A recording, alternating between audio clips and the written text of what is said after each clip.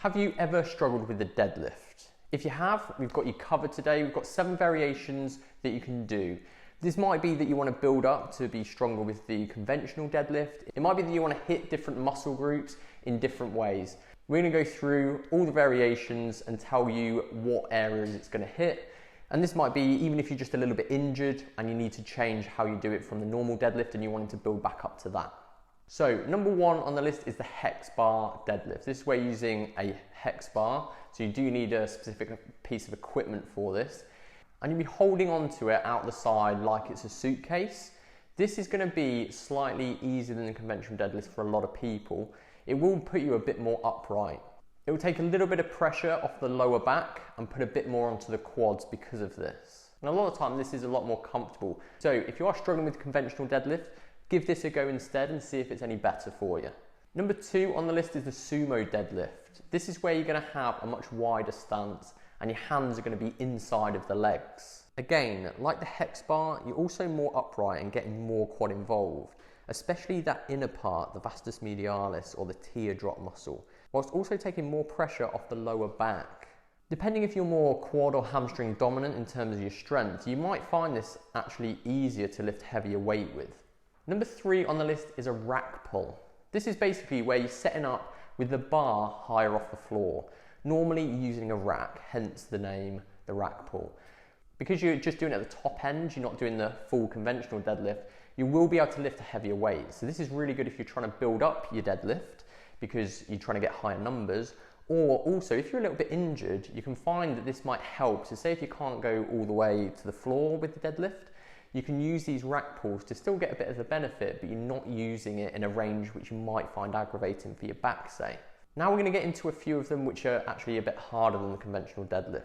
Number 4 is the Snatch grip deadlift. Now you're probably not going to use this much unless you're working on Olympic lifting and that type of thing, but it is a nice variation that you can use. So with this, you're having your hands much further apart, so almost as wide as a standard Olympic barbell. So with this, you're actually going to be starting in a much lower position, so it's harder than a conventional deadlift. And this really is a great one if you are trying to build up to an Olympic lift.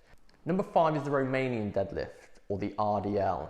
This is putting it much more onto the posterior chain, so it's really taking the quads out of it. What you want to work on with this is you're still sending the bum backwards like you would in a conventional deadlift, but the hips will be higher than normal. And this really comes down to the knee position. So in a conventional deadlift, the knees will generally track forward a little bit, whereas with this, the knees are staying still. So the shins will be pretty vertical to the floor and the knee stays in that position while you hip hinge around that area. So again, this is going to be harder than the conventional deadlift, so you're not going to be lifting as much. But because it's putting a bit more kind of pressure on the lower back and the hamstrings and glutes, what you'll find is it's actually really good for strengthening those areas. So for myself, I actually tend to use this quite a lot in my workouts for focusing more on the hamstring. Say if I'm doing the squat to focus more on the quads. Number 6 is the stiff leg deadlift. So this one is very similar looking to the RDL. The main difference here is you're actually keeping your legs a lot straighter. So rather than keeping the knee in a fixed position like with the RDL, those knees will actually probably come back a little bit. Depending on how your hamstrings are, like mine are pretty tight, so I can't get as much range of this. I don't really like this as much compared to the RDL. However, it's personal preference. Some people might prefer this. You probably will find that you won't have as much range as you would with the RDL. It tends to be a bit harder than that alternative. Number 7 is a good morning. Again, very similar looking to an RDL in terms of the movement with a hip hinge.